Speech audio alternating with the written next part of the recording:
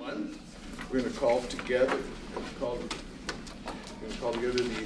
Board of Podiatric Medicine, June 1st board meeting. Welcome to everybody. I'd like to announce that the board may not discuss or take action on any matter raised during the public comments section of this meeting, except to decide whether to place the matter on the agenda of a future meeting. So I'd like to now call the roll, please. Kathleen. Michael Zapp, DPN. Present. Judy Manzi, DPN. Present. Darlene Elliott. Present. Christina Dixon. Present. Neil Mansdorf. Present. DPN. Maria Cadenas. Present. I'm going to ask for public comments. I'd like to have anybody from the public that's here who would like to introduce themselves, they can do that. And if you wish to make a comment, you can. Please do so now. Hearing none, we'll move on. We need to approve the minutes from the May 14th board meeting that we held by phone. Motion. Second. Okay, we'll call the roll on that. Dr. Michael Zapp. Approve, or, aye. Judy Manzi. Aye. DPN. Darlene Elliott. Aye. Maria Cadenas. Abstain. Christina Dixon. Aye. Neil Mansdorf. Aye. So now we're going to move on to receiving an update from the CPMA. John Bordeaux. Hello, good morning to the board. So for those of you who don't know me, I'm John Bordeaux. I'm one of the directors at large for the California Podiatric Medical Association.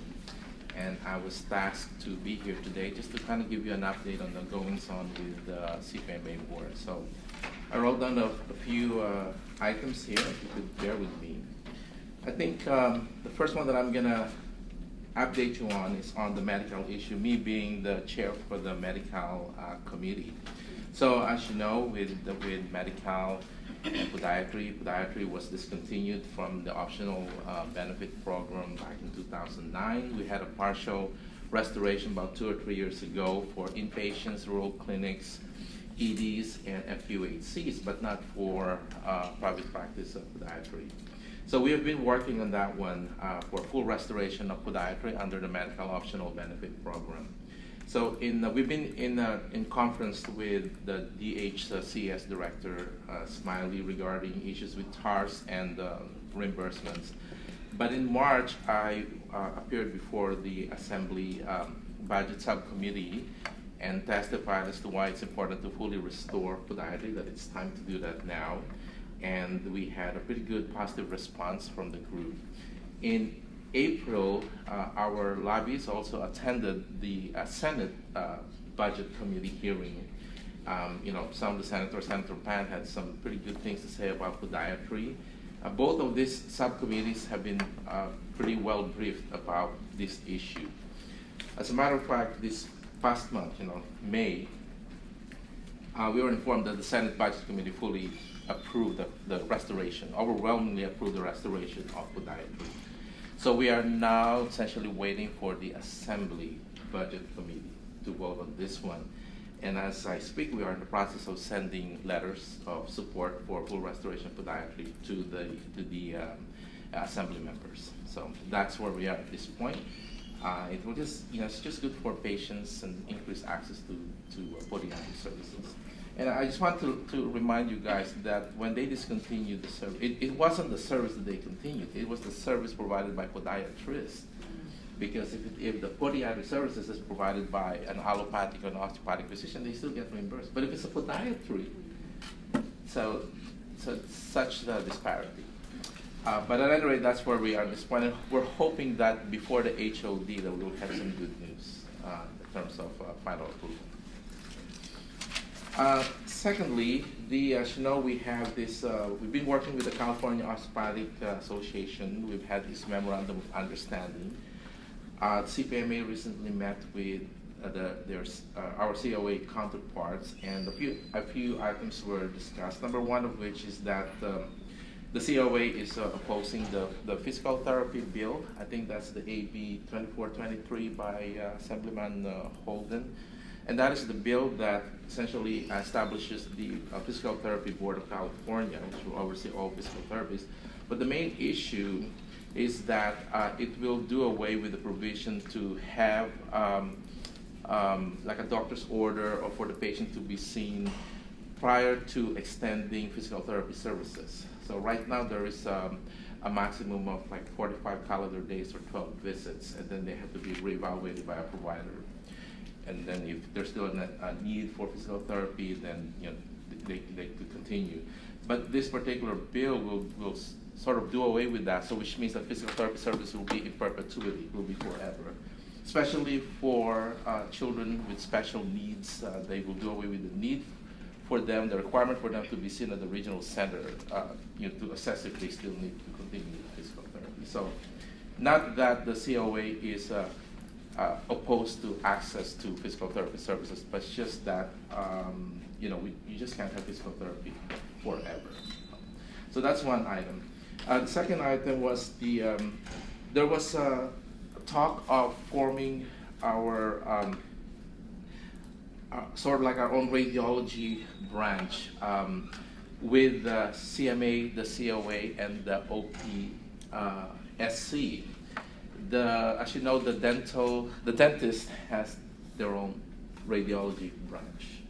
Our radiology branch, we fall under the radiologic health branch with all the other specialties. But there is now a strong interest in forming a separate branch for allopathic, osteopathic, and podiatrists. So there's strong interest in that, and so I think they're going to try to start creating legislations towards that goal. It was also pointed out that when we work together with the other specialties, the good things happen. One of them is that 25 modifier issue with a 50% reduction in reimbursement. Dr. Frank Case, one of our podiatrists, was the spearheaded the effort to try to get this to not be implemented, and he was successful with Anthem Blue Cross. So, because Anthem Blue Cross was going to reduce it by 50% for when you bill with a 25 modifier. As a result of that, even HealthNet, who is supposed to start implementing this reduction in reimbursement, decided to postpone this until July or August. So, and we are working on the same effort to try to not have it implemented, because it will just lead to less access to services for patients. And this is not just for podiatry, this is across the board for all our specialties. Recently, about just a few days ago, the Mission Act, are you familiar with the Mission Act, which is the Maintaining Internal Systems and Sustaining Integrated Outside Network Act for 2018. It's a federal act sponsored by John Kane and Senator Akaka. And it will significantly reform the VA health care.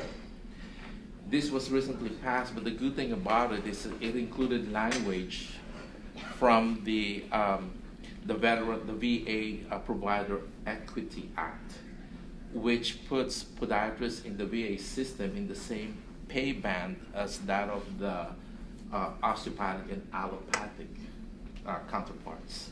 So, which will be good for recruiting podiatrists in the VA system. It will also help in our national effort to pass the HELP Act, the Health Ensuring Life and Limb Salvage Access to a Podiatric Physician Act, which will recognize the podiatrists for their efforts as part of the Medicare team for providing services to Medicaid patients. So we collaborated with all different specialties. Now we have this one, so we now have momentum. So hopefully we will also have this Health Act approved. Gavin Newsom was endorsed by CMA, I was told. So one of his thing is that he wants to raise medical rates to a fair wage rate, so which is good. So I think CPMA is supporting this venture. I just want to update you on the physician and surgeon task force.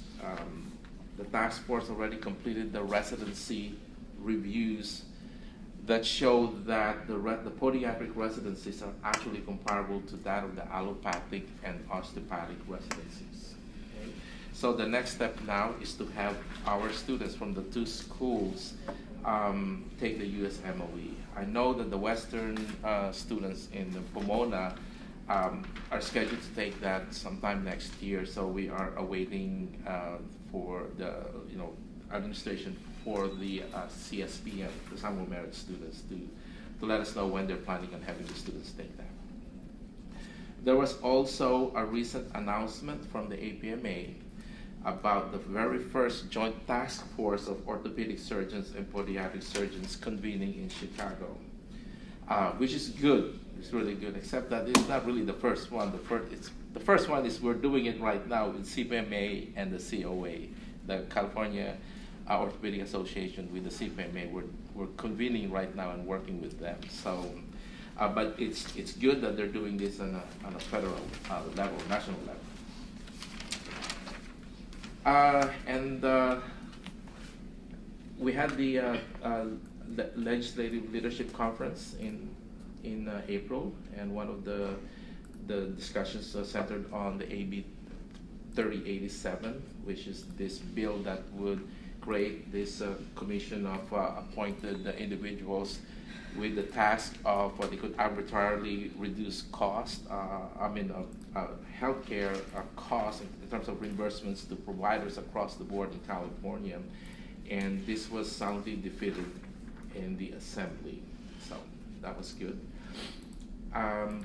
Dr. Glazer also reported on a research-based study commissioned by the New York State Podiatric Medical Association, which provides the value or showed the value of podiatric treatment in positive outcomes, in quality of life issues, and reducing healthcare costs.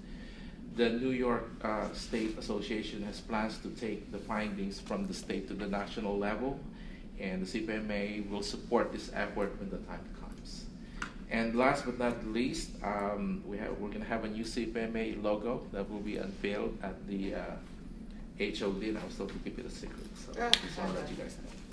That's all I have. By the way, the cures is another important issue that's been brought up by members, and we know that by October it will become mandatory. So I'm not sure if BPM has guidelines for new protocols or anything set for our members as we get closer to the deadline. Yeah, we sent a flyer over to Theta to get it to all your membership, and we'll be down at the Western and handing that information and fielding those questions. Excellent. Great.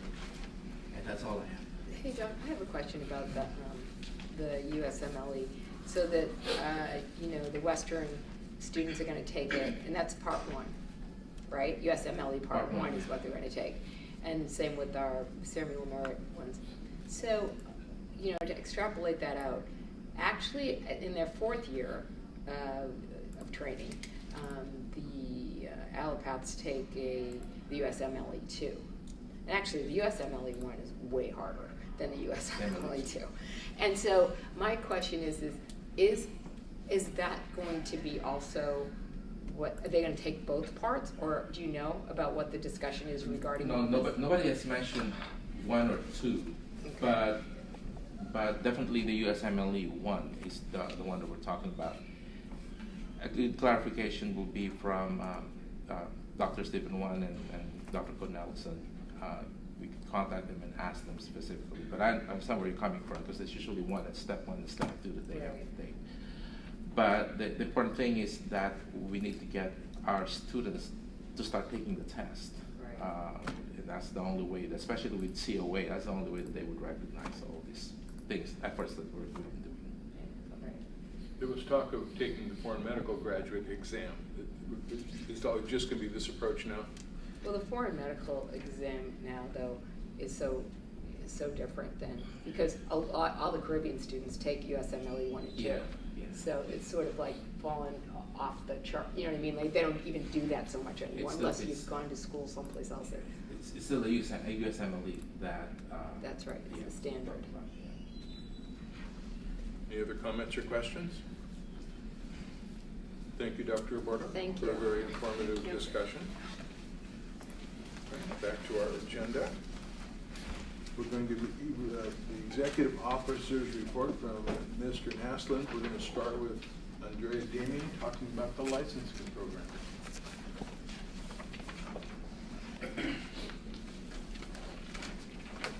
Good morning. Good morning. So first we'll start off with the new licenses issued and renewals for Q3 of fiscal year 17-18 between January 1st and March 31st. In January, we had 8 permanent licenses issued. In February, there were 6. And in March, there were 11 for a total of 25 newly licensed DPMs for Q3. We currently have 29 pending applications with 1 candidate that recently completed their package, and they requested to be licensed in July. Moving on to the renewals. In the month of January, we had 88 renewals mailed with 78 renewed by end of month. February had 100 renewals mailed with 91 renewed by end of month, and March had 93 renewals mailed with 82 renewed by end of month. Moving on to the residents, there was 1 resident added to the 3rd year resident rotation, bringing the total to 123.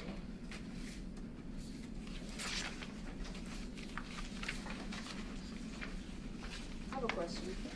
With those that are delinquent, what is the follow-up process? So a delinquent notice will go out 30 days after their expiration, and then a final one 90 days after. Okay. And on attachment B, 8 out of those 30 that are delinquent are retired.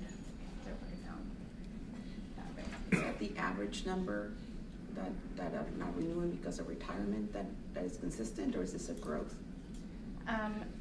Well, I just started breaking it out by how many are delinquent in each month and who's retired. I think this is the 3rd time I've done that. I have seen that it does seem that retired status, there are a lot of retired, which they're not practicing and they're not paying any fees. So if they're retired, are they delinquent? Their status would go delinquent. They do have to return a coupon and answer a conviction question and signature, and if not, then after the expiration date, they change to delinquent. How much is their retired license? They don't have to pay anything anymore. It's just to say you're still here. Yeah, just keep it active. And then if they wanted to, say they retired it for a few years and then wanted to come back. They have to fill out a application to restore the license back to active and pay the renewal fees, and then show proof of their continuing competence in 50 hours at the next renewal cycle. Okay. I really appreciate the breakdown to know who's retired within that delinquent category, but would it be possible to just create a different column that says retired versus delinquent? Because I think it's a different matter altogether. And I understand the data is relatively new, but I would love to see the trends, to see if, kind of get ahead of any potential baby boomer spike that we might be able to see. That would be helpful. Also, is there a way to, so that you have the residence licenses, and then is there a way to know how many of those residence licenses after the 3rd year go on to get a permanent license and stay in California? So on attachment C at the bottom, I do have a breakdown of who has a permanent license or who's in an applicant status. So right now we have 27 of the 3rd year residents that are also holding a permanent license, with 6 applicants that are still waiting to submit documents. So a lot of them stay, because we have like 41 residents or something, 3rd year, right? Something Yeah, like that. 41, 30, Yeah. 30. I had a question on the new licenses. I was looking at the trends over the years, and it appears that 17-18 will have quite a bit of a bump if we, because we still have a quarter left. Is that an anomaly? Was that expected, or is that an expected trend just from what you've seen? The average looks like it stays in the 70s, 75 this year. There has been more. As of May 30th, I think we're in the 90s. So any thoughts or information as to what's leading to that increase? So is that something you wanna? Yeah, I would like to Have a report back on that? I would like a report back on that. It's variable. If you see a trend, it goes up and down, Okay, but it stays fairly consistent. yeah. We can I'm just get more wondering, because it just specific. seems like a big jump. And then it could be less the next year. Okay.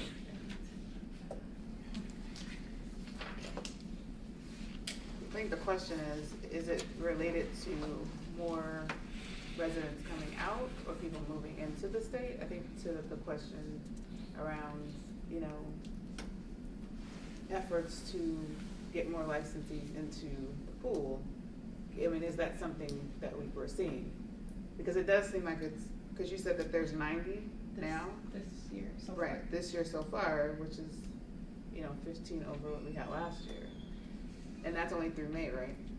Yeah, May 30th was the last I checked. So I mean, there may be some trends. I mean, I don't think we know at this point, but I get your point around, we know that there are some cyclical. Right, there are peaks and troughs, plus you have, there was a period of time where we had all of our residency slots maxed out and people who weren't able to get residencies.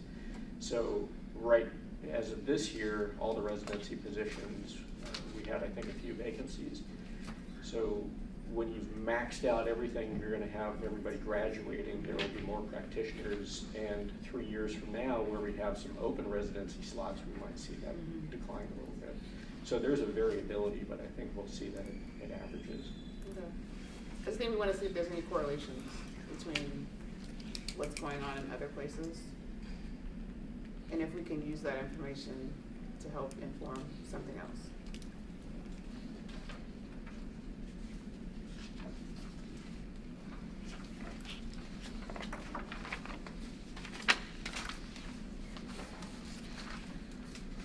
Okay, so finally we have the applications for approval of the California Podiatric Residency Programs for the 2018-2019 academic year. And there are 19 separate California postgraduate clinical training programs that seek approval of applications. And the licensing committee reviewed and recommended the board approve these 19 programs at the last committee meeting held on May 9th. And these are all the same programs from last training year. We need to separately approve this, or is it part of the whole approval of the report?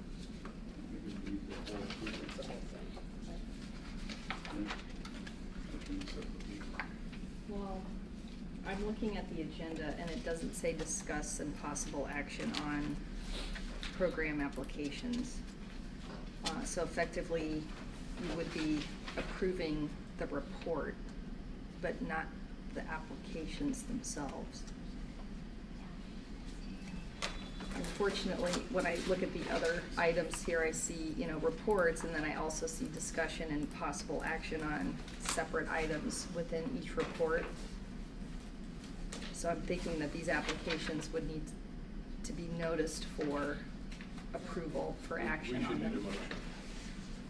Be cleaner to have a motion. Yeah. Now your motion to approve these residency programs. What I'm saying, I don't think you can take that action because you haven't told the public you're going to.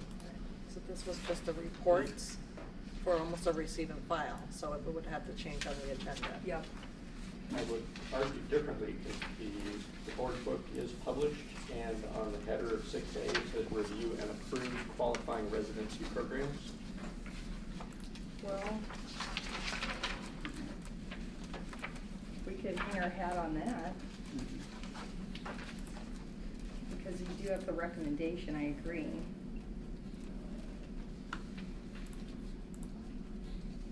Would you almost treat it like it's gone for on consent?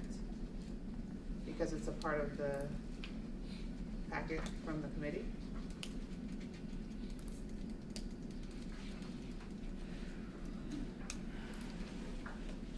I think in the past, we've done them as a group.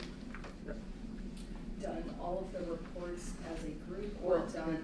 just approving the residency program. But it was a separate agendized item, is what she's saying. You're right. So Typically, it would be It's not receive laid the out on the report, agenda. and then I it's see.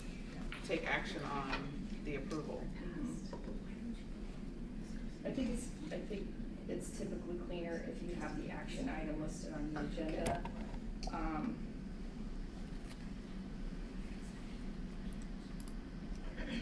Because you do have this listed in the memo, review and approve, and that is the recommendation.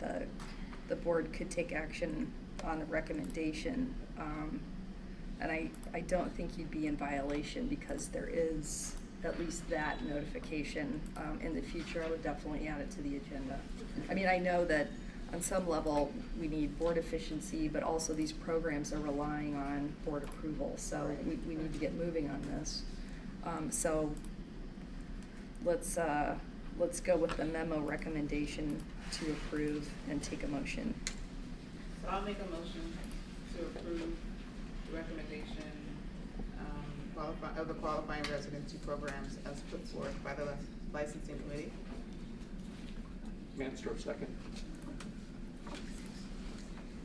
Roll call.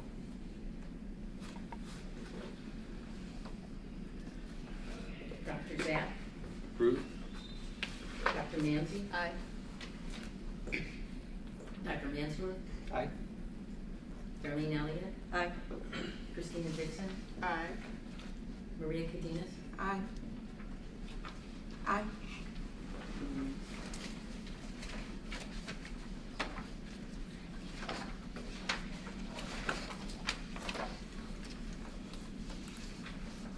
Ms. Damien, is there any other part of your report? Is it? Well, thank you very much. Thank you. Ms. DeAngelis, the enforcement program.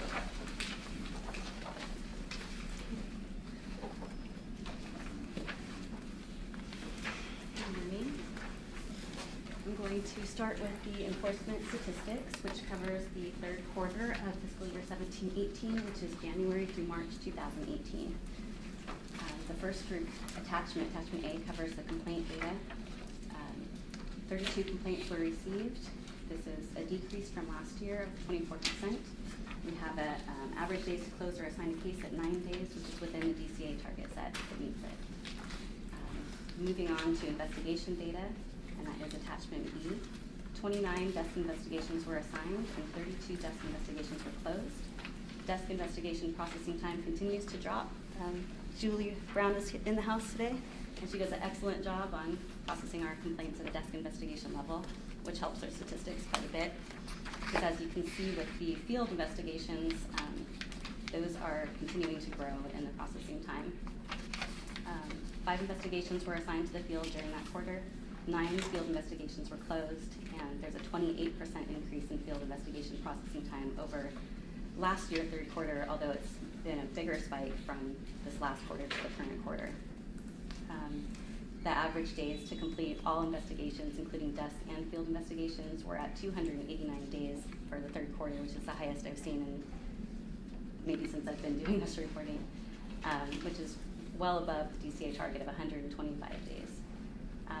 I feel that they're starting to do a lot of case closures right now, that they're making hires of new field investigators, and the cases are starting to get closed. We may still see some delays in the next couple of quarters, however, as they get fully staffed. Moving on to the disciplinary data, which is attachment C. 5 new cases were initiated with the Attorney General's office. 3 final orders went into effect.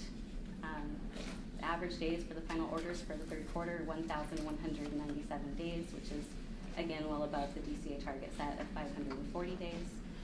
Again, these long field investigation times are also impacting our case closure times for discipline. 1 citation was issued and 2 new probationers were added, leaving a total of 13 active probationers at the end of quarter 3. Attachment D shows the quarters 1 through 3 for all of these areas. And if you look at that, it looks a little bit better when you combine all 3 quarters together, not just looking at the third quarter. So we have our average complaints for all 3 quarters at 7 days, which is below the target of 9 days. Investigations we have at 189 days, which is still above the 125 day target set, but better than the third quarter, and hopefully for quarter 4, it kind of makes things even out a little bit. It isn't looking too bad. For the discipline, we have had 9 cases initiated, we've had 7 completions, and our average days for all 3 quarters are at 803 days, again above the DCA target set, but a little bit better than our quarter 3. Per request, I've included additional information on our citations. We've had 6 so far this year. I've included what violations these citations were issued for, so that we can track and see what are the most common violations occurring, and maybe provide additional information to our licensees on how to prevent these in the future. The next attachment is E, and that's the Attorney General case staging data. Again, we have those 5 cases forwarded, and we have a total of 10 pending cases at this time at the AGs that have not yet been adjudicated. And the performance measures, there's no data at this time. There's an unfortunate incident. The individual that was handling performance measure updates for DCA passed away, so I believe they're trying to find a replacement and they're behind in those updates. But that covers the statistics. Are there any questions on enforcement statistics at this time? No questions, great. All right, moving on to the probation program. The first area is our cost recovery. We collected $5,351.82 in cost recovery and probation monitoring for the 3rd quarter. 3rd quarter collections average close to $9,000 over the past 5 years, but the $5,000 is within the expected range for quarter 3. Just a little update on the PACE program, their competency assessment. There was an issue having a qualified individual be able to handle those PACE evaluations, the clinical component for us, but it's been handled and we've got somebody now in that position and they're going forward as usual. Is that through Western? It's through the Western. They work with PACE. Although PACE, I believe, they have a staff person that has taken over the clinical component, so now there's going to be 4 days at PACE and only 1 day at the Western for a total of a 5-day program. That's the clinical piece. Yes, which used to be handled at the Western, but they are not staffed for that right now. Right.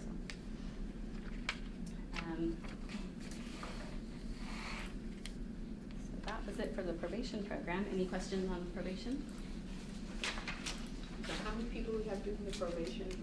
We've got 13 on probation currently. So. Okay. Next area is the consultant expert program update.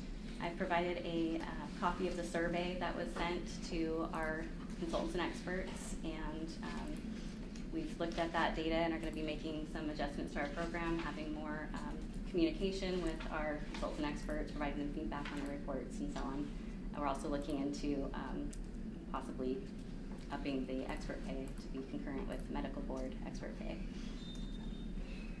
And I noted in the report that we were going to make preparations for the annual consultant training. It just, I'm going to be canceling that training due to lack of attendees, but we'll still have a presence at the Western to be able to provide information and hopefully recruit additional consultants and experts. At this time, everybody's within the board policy as far as having an in-person training within the last 4 years, so it won't be adversely affecting anyone and their training. Next, attachment G is I have a question.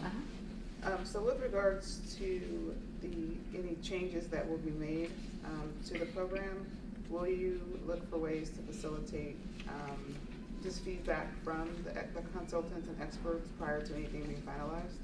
Yeah, that's a great idea. I think their involvement and what they have to say is important to the program.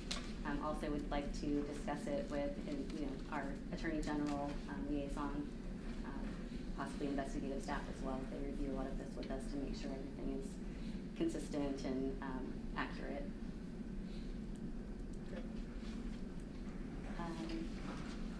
Okay, so attachment G is the expert reviewer guidelines that are currently being developed for our experts.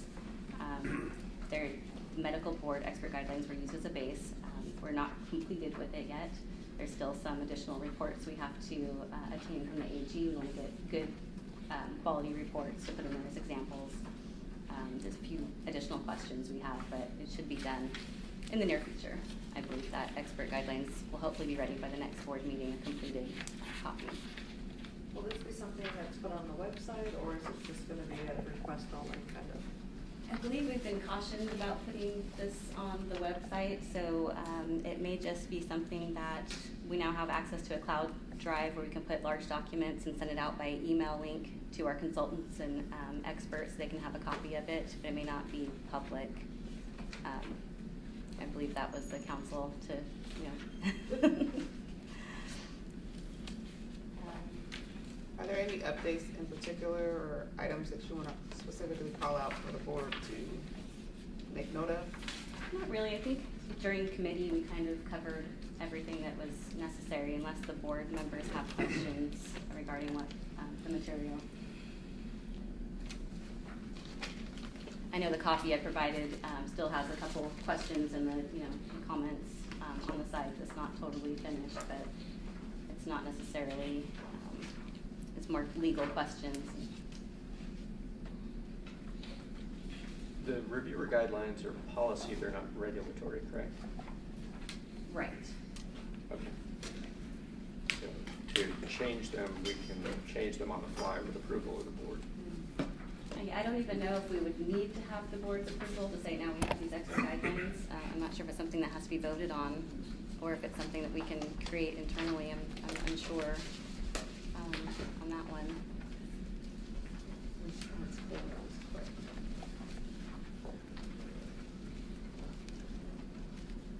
We definitely can't vote on it today because there's no action item. Well, it's not. They're not. No, I'm just curious when we need updates, that it can be done without going through the regulatory process. It's just, I believe it's an internal document. yeah, it's just policy. Okay, so technically, any guideline the board is using with respect to licensees and as part of the disciplinary process is open to the public. But what occurs is if anyone wants to see the guidelines later on and what procedures the board is following, they would make a Public Records Act request and the board would potentially claim an exemption for specific information if the board felt that it was revealing the deliberative process of the investigation and Attorney General review of each case as well as the board's. So, and that's because we don't want bad actors having an idea of what the board is looking for so that they can avoid a disciplinary action. So, so technically this is a public document, and if there's a problem with it, someone could claim that it's an underground regulation. I haven't seen that yet. A lot of boards have internal guidelines, so it's not necessarily a problem. I'm just saying that it's possible for someone to argue that there's a policy or procedure that is an underground regulation that should have been adopted through the regular process. It's possible. For internal guidelines like this, I mean, most boards just use them as guidance and do not go through the whole regulatory process because arguably that's very long and complicated. And today, your investigators need information to continue to process the claims, so. So I guess the question could be naming, right? So if guidelines tend to have a certain connotation or thoughts that come with it, maybe we may want to consider calling it a manual. I don't think changing the title changes whether or not it's a possible underground regulation. I think guidelines is probably better because it's just, these are suggested. Okay. In reviewing page 41 to 44 on our agenda, you talk about prescribing controlled substances, but I don't see any reference to any regulations for cures. Maybe that might be added in here if there's certain requirements to check the drug registry or whatnot? Oh, in the guidelines itself. In the actual government. Yeah, I'll have to look it over again. I know there's references to substances and guidelines for that. I may not make a direct reference to cures, so that can be added for sure. Good idea. Speaking of regulations, our next item is the disciplinary guidelines and regulations to go along with that. This is something that has to go for approval through the regulatory process. Tara's worked really hard on this for us. If you have any questions, I'm going to direct you to her. There's a lot of legal matter in this, but I believe it is ready to try and move forward and finally get the disciplinary guidelines with the uniform standards included. So I went through your current disciplinary guidelines and suggested minor and technical changes, such as you'll see on page 60, deleting this page entirely because it really doesn't add anything to the guidelines. Page 61 is a new table of contents, which includes the new uniform standards that is proposed by this rulemaking.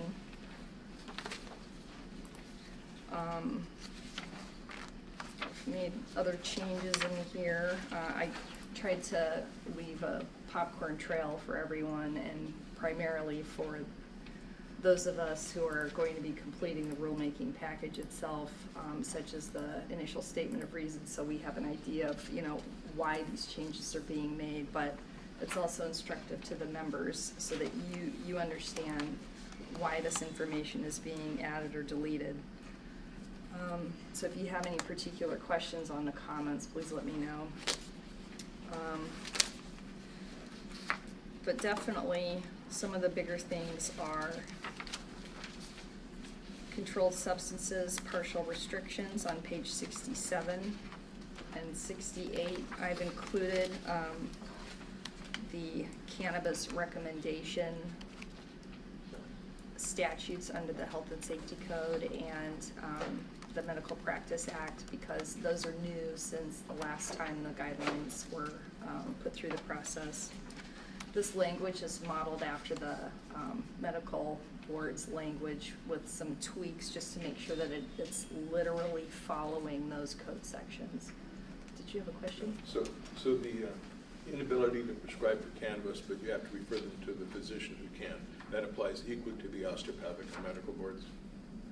Yes, if they had these conditions as terms of probation. Are we allowed to recommend them to go on their own for since it's legal to go into a store that sells it, can we recommend that they go buy it?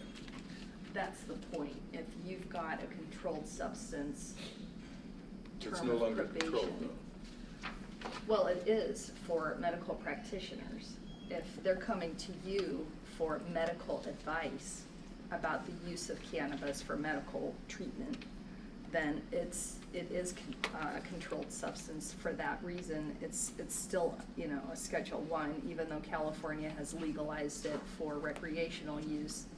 They could go themselves and get the cannabis product, but if they're coming to a licensed professional for that recommendation, that you guys have to follow the Health and Safety Code and the recommendation guidelines under the Medical Practice Act.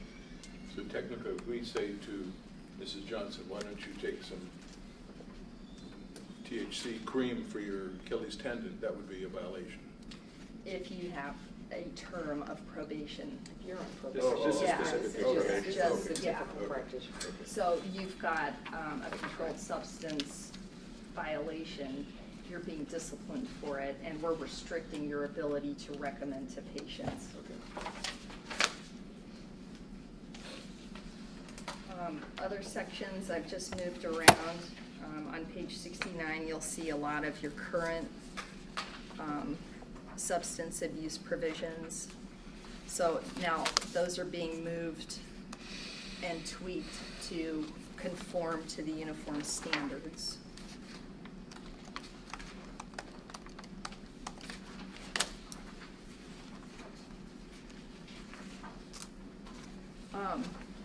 I don't know why, on page 72, the ethics course is being renamed the professionalism program.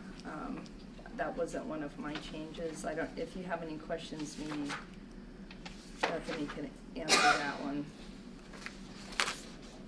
Why it changed from ethics to professionalism? Yeah. I believe I just took that from the medical board. Mhm. I'm not exactly sure the reasoning why the change in name, but I just changed it to be consistent with what was out there. It's kind of a trend now they're calling that, Right, right. So I think it's reasonable to follow that trend. Perhaps it's more than just a course. Because Sure.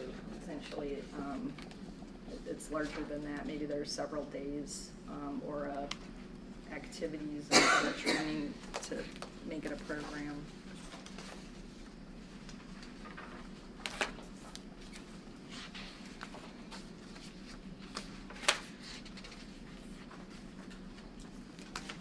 So, getting over to the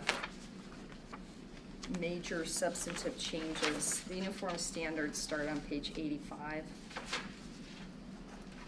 So you'll see a lot of underlined language, and some of this stuff has been moved from your current terms just to now sit under the uniform standard conditions. And I've noted each one of those moves in the comments.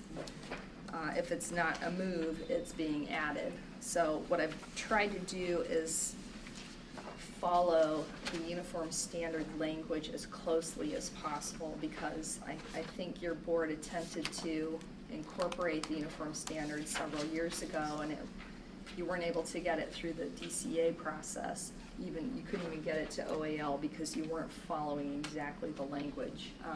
So that's what I've done. I've just, really tried to follow it step by step. Some of it's a little confusing, but that's the uniform standards language itself, so we're not gonna monkey with it at this point. Because right now, we need to get it added to your guidelines. If there are changes that need to be made, we'll have a reason why later. But right now, we have no basis to do anything other than exactly what the uniform standards say.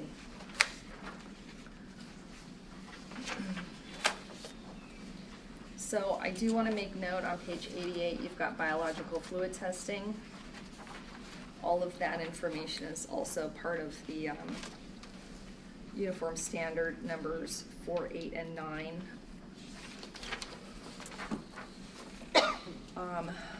That standard may change because the legislature has directed DCA to reconvene its committee to develop substance abuse standards, and right now they're reviewing the terms of biological fluid testing. That may change, but right now we have no idea how.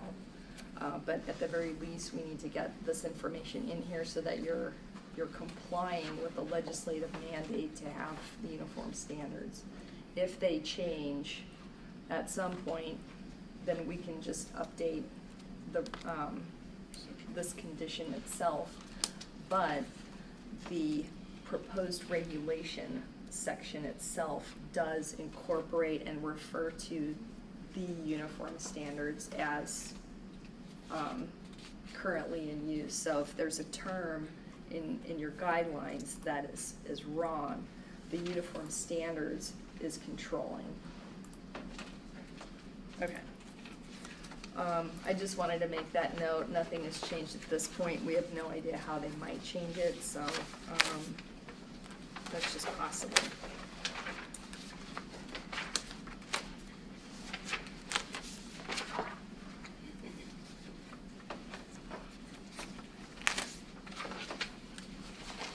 That's really it.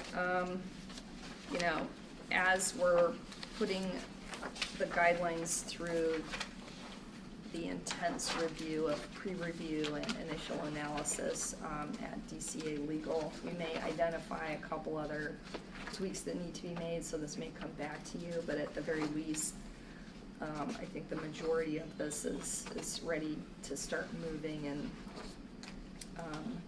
get into law. I also want to bring your attention to page 118. This is the proposed regulation language itself. And so we're updating it to reflect the 2018 edition of the disciplinary guidelines, but also including in subdivision B the reference to the conditions applying the uniform standards. And then adding the appropriate statutory references and authority and reference to the uniform standard statutes under the Business and Professions Code. So, do you need a motion to start this re-edit or this reformatting? Yes. And it's a long motion, Okay. so let me grab it real quick. And then after this gets reformatted, it'll probably come back to us and then we vote on its approval, correct? Or Well- is this it? This is it, Okay. unless we identify a problem or the public requests a hearing on it. Okay. Do we already have a motion on this to proceed? Over the past 4 years, I think we've moved. Different versions of it, we would need a motion on this version. Well, this one isn't complete though. It's not? It No, is she unless- says, she says it's Unless they complete find more unless issues, they we're find ready to it. push Yeah. it forward. But it has to be a major issue, It's it's just not being like a discussed right misspelling now. or a dot or a categorization. Okay. And that's part of the motion. What you'll wanna do is adopt the language and authorize your executive officer to make any minor or technical changes such as adding a comma, or Do you want me to read that motion, or can you make the I can motion? read it, and one of you can accept the motion as your own, and we can go from there. So I have a question, though, because this is a part of the report. So we're calling out a motion to approve these guidelines? Yes, because in your agenda, It's listed too. It's listed. Discussion Yeah. and possible action. yeah, It's a discussion action. So do we need to do the same thing on the other guidelines? Or just No. this No, one? those are still under review yeah, work in those are being progress. tweaked, but also there's no action referenced in the agenda on the expert guidelines, and there's no requested action of the board for those guidelines in the report. I was only providing the expert guidelines for your review up to this point because they're not finalized yet. Just a quick comment on the agenda, if we could I'm next not time, seeing staff could pull out and bullet point It what does. we need to discuss and It's gonna approve. be- So it's not, because it just looks like a grouping that we're just getting an update. So if we can have that kind of separated, I think that would help us a lot. Put it in bold. Bold, yes. That we Large- need to large move on type. it. Well, and just for our audience, so that they do know that we're not just getting an update, that we're actually taking action on it. It's a good idea. Okay. So the proposed motion would revise both the regulation itself, and that language is included, and also the disciplinary guidelines, which are incorporated by reference. Any other questions? Okay. So the motion is to approve the proposed regulatory changes, direct the executive officer to take all steps necessary to initiate the rulemaking process, authorize the executive officer to make any technical or non-substantive changes to the rulemaking package, notice the proposed text for a 45-day comment period, and if no adverse comments are received during the 45-day comment period and no hearing is requested, adopt the proposed regulatory changes. Okay, I make that motion. Do I have to read it? No. Is there a second? I will I have second. to read it. Discussion? I think it would also be helpful just for the purposes of the board and for the public to see what that timeline is to get them approved. Because there's several action steps that need to happen, right? And you kind of talked about them. So I think it would just be helpful to be able to see what that looks like. So after this step, we've now approved it, then what happens next? Yeah, some other boards, once they start the rulemaking, process, they've got arrows and like steps for each, you know, piece of We it, can yeah. do that. We can put that. Mhm. Any other discussion? Roll call. That means another, was there a motion? Who seconded it? Oh, I Second was seconded. Darlene. I seconded. Did you call for public comment? Oh, is there any public comment? None. Roll call. Michael Zapp, DPN. Yes. Judy Manzi, DPN. Aye. Darlene Elliott. Aye. Maria Cadenas. Aye. Christina Dixon. Aye. Neil Mansdorf, DPN. Aye.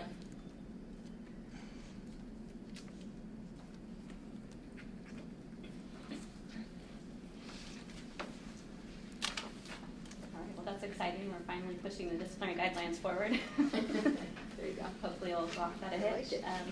That concludes my enforcement report. Are there any additional questions, requests from the board for future enforcement agenda items? Hearing none, we thank you very much for your report. Is Kathleen Cooper going to talk about legislative, public education, and the quarterly budget? Good morning, members of the board, public. Kathleen Cooper, and I'm going to start with item C, 6C, legislative report. And my report focuses on two bills, both of them of which this board has been intricately involved in their creation. So the first one is 2457, and Dr. Zeb, if you'd like to pipe up any time about your involvement, please do. I'll talk about the facts of the bill right now as it stands, which is referred to appropriations, but it will be discussed again here this month in June, and we do not expect any type of opposition. There has been none up to now. And when we went over to the Senate hearing and to the Assembly hearing, that they just put it on the consent calendar, so they didn't expect anything, and it's an agreement. It will probably just be going to the governor. But let me talk about the specifics. So the purpose of the bill, which is sponsored by this board, is to make technical changes to the Business and Professions Code. Our enabling statutes, they call them enabling statutes, start at 2460. And throughout that part of the code, all of these changes will be made it will go from Board of Podiatric Medicine to the Podiatric Medical Board of California. And in addition to that, the governor's fund will also change then from BPM to Podiatric Medical Board of California's fund condition. Those you'll both see in the language of the bill. So this will allow us to be consistent with the other medical boards that are licensing people here in California, and that would be the Medical Board of California, commonly referred to as NBC, and the osteopathic, commonly referred to as OMBC. And we will now, if this passes and the governor signs it, as of July 1st, because of the fiscal year and some changes we have to make, it will be effective July instead of January, will be known as the Podiatric Medical Board of California. So that's July 2019, Yeah, just for clarification. just for clarification, not this year, it'll be next year. Will be next year. And we will have a few costs, which this board will not incur. The DCA will have a few minor absorbable costs in changing, doing a universal global change from BPM to PMBC. Of course, stationery and cards and things like that, but we don't expect any other costs related to this bill.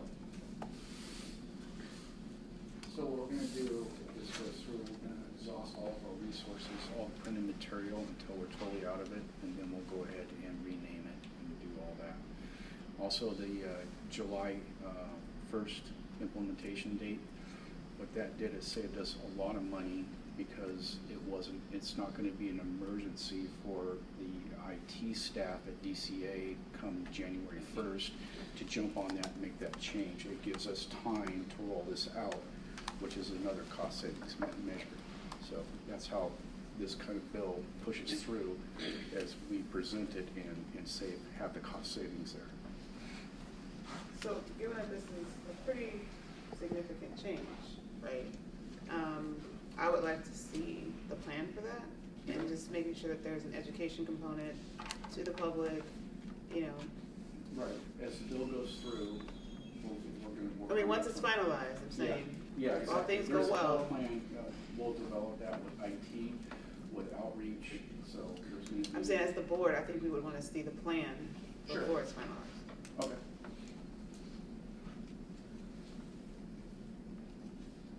And then specifically calling out if there is any fiscal impact, Mhm.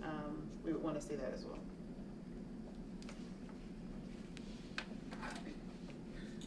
Anticipated, just to your point, it's this minor change in the electronic computer programs that we have right now.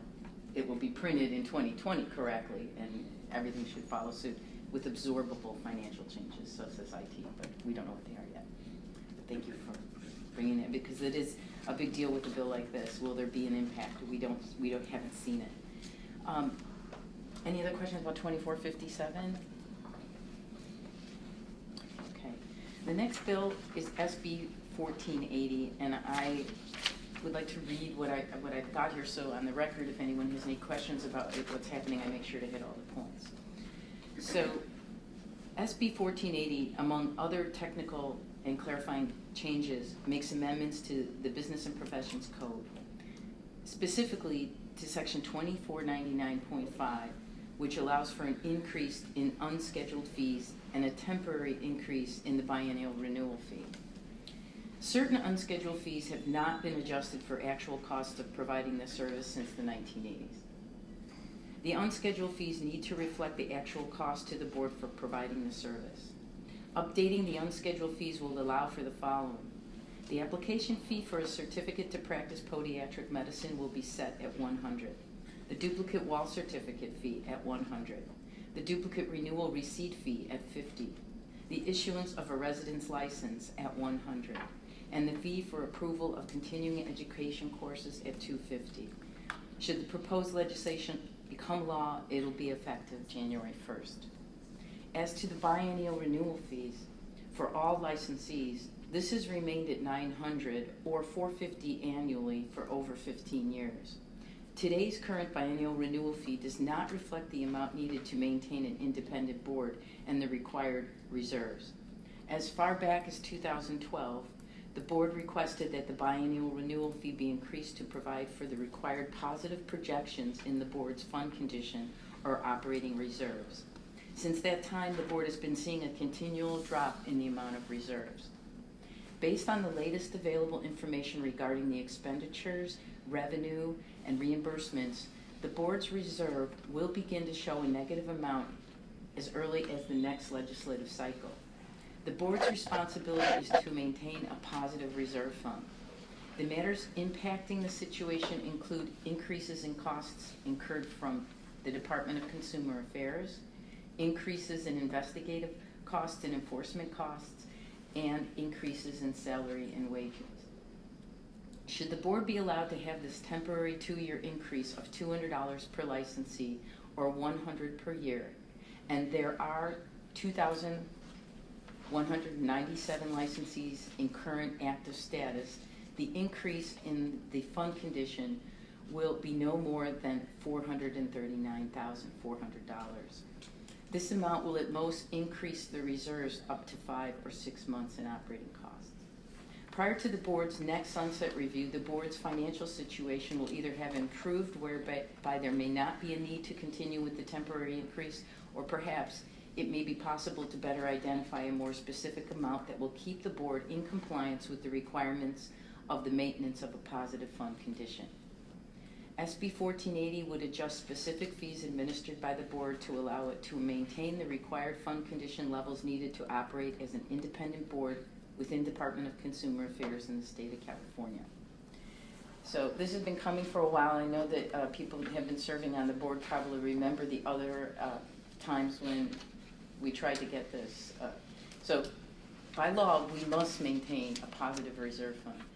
And we have been working with the Senate and showing them the financials as we have done, which I think we all know are not like they used to be under the CalSTARS program. Under Fiscal, it's not as transparent yet, But we do know we are on target like we've been every year with our costs staying consistent, somewhere between $950,000 and $1 million, and our expenditures and income, revenues, and reimbursements are well balanced. However, we're hitting into that fund every year a little bit. And now we're at breaking point. So we're expecting to be allowed to have this $200 increase until our next sunset review, at which time we expect it will either be changed in the amount or remain the same. I've got both bills attached as attachments A and B, so if you have any questions, please let me know. Question? Will the $200 fee be enough to sustain our board and to pay for a fee schedule evaluation? A fee study? Yeah. We did a fee study at a reduced rate in 15, which was part of the sunset review, and we may be able to employ that same expert at a rate that would be less than the average amount out there for fee studies. So the answer is yes, we may be able to afford one, but if it was too high, I mean, these can go into numbers that are not appropriate for this board, and, you know, like portions of $20,000 or more. So yes, we would look at a fee study if we could afford it. I think the financials will speak for themselves, though, in terms of this fund condition. There's not a lot to give there. You know, we have to keep months in reserve that show that we will make it through the next cycle.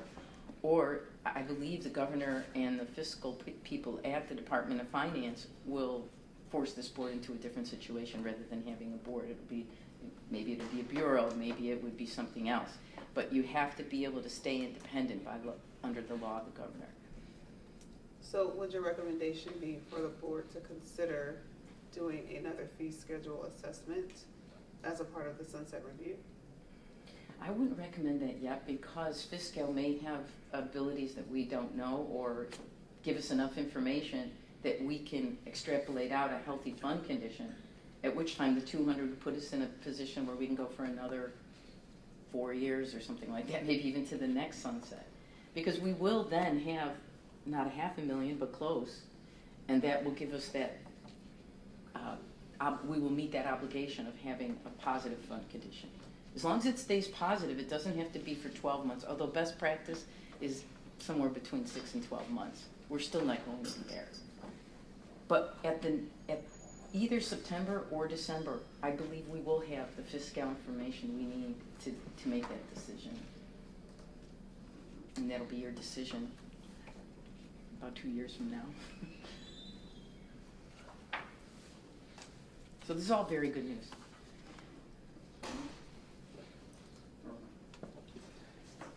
At our last board meeting by a teleconference, we had the president and president-elect of CPMA who were in attendance, and we had buy-in from CPMA. I'm curious from Dr. Barta if we have any pushback or any additional feedback from the association or its members as to the effects of the fee increase. No, during our last board meeting, we did briefly discuss this one, and I think our stance is that because it hasn't been increased in the past few years, and really just to reflect the true cost of doing business, then I think it's safe to say the CPMA is supportive of this one. Yeah. Thank you.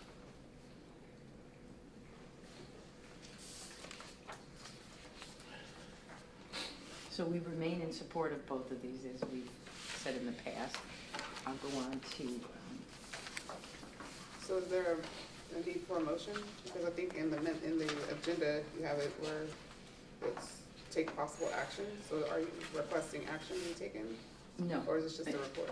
I didn't know if you wanted to change anything or take any action, but I wanted to give you that option, so I put it in there. I'll always put that in there in case, unless I know for sure you don't have anything to talk about to take action on. We've supported these in the past. You have supported these at the last meeting, so. Thank you very much for that report. Okay.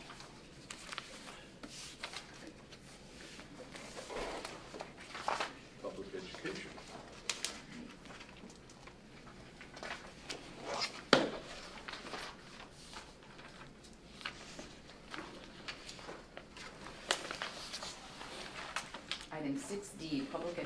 update. So we have two items here. We have the Cures Department of Justice flyer, and we have our Podiatric newsletter footnotes. This flyer is being included in the newsletter, and in your board packet, and it was provided to us by the Department of Justice. I think it's a lot of information put on two sides of the paper that's really excellent, and I think we should draw the attention of anyone who's worried about cures, which we understand, to page the second side, and talk about exemptions. Where someone's giving a 5-day or less protocol, they'll be able to have the opportunity to work with cures within their practice. They shouldn't be afraid of this. But if you ever believe we need to do more and in-depth how to use cures, and it's a possible article. If you hear back from people that they're unable to register or unable to work with the system, we would like to know.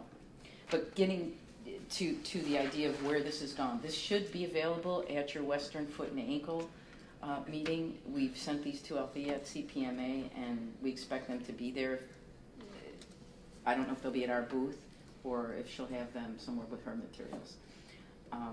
We have it on the website, and any questions, they'll come to me and we'll be able to answer those questions by either sending them more information than this or guiding them to the medical board's website, which has a lot of questions and answers about cures that could help our people too. So any questions about the cures? Yes, does the board have any are we making any recommendations on to how to document checking the cures website? Good point. I'm sorry, I'm not the one to ask. Well, yeah, when you access the website, there's a report you can print and put into your chart. But are we recommending that our licensees do that to demonstrate that they actually check the board, they check the cures database? There's no There is a record in cures that you have done that. Would Yeah. that be sufficient if there's a record in cures?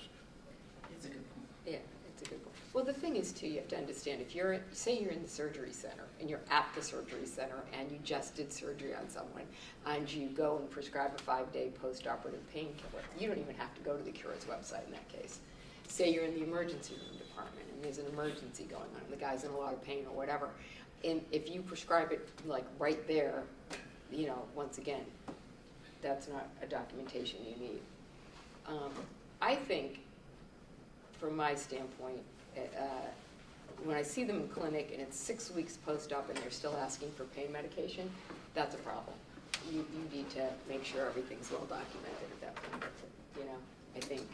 So, I don't know, like if you're just in your clinic and, I mean, when you think about giving a narcotic to someone that walks into your clinic and, you know, that's not, that it's getting more and more that if it's not associated with a post-operative problem, you know, that, or it's not a post-operative prescription, it's less and less that that's the go-to drug. But if they come back and say, gosh, this bunion is still killing me, and you prescribe more pain medication, and you consult cures, I think that we should recommend that they print out the page that they've checked cures and keep that in their chart. Well, I think, knowing from the reports I have seen, that yes, I think everyone needs to document things better. So whether or not you can force them to do that or not, you know, or I'd you say could, force, no, I you say could make the recommend. recommendation. I think it's one more. I think we should go on record I to think- recommend that they maintain those records in their chart. I think we should go on record that everyone maintain better records. We could do Seriously. something like that. We could put tips or something, you know, in the next newsletter or on the You could website. even include a page of what it looks like, Yeah. you know.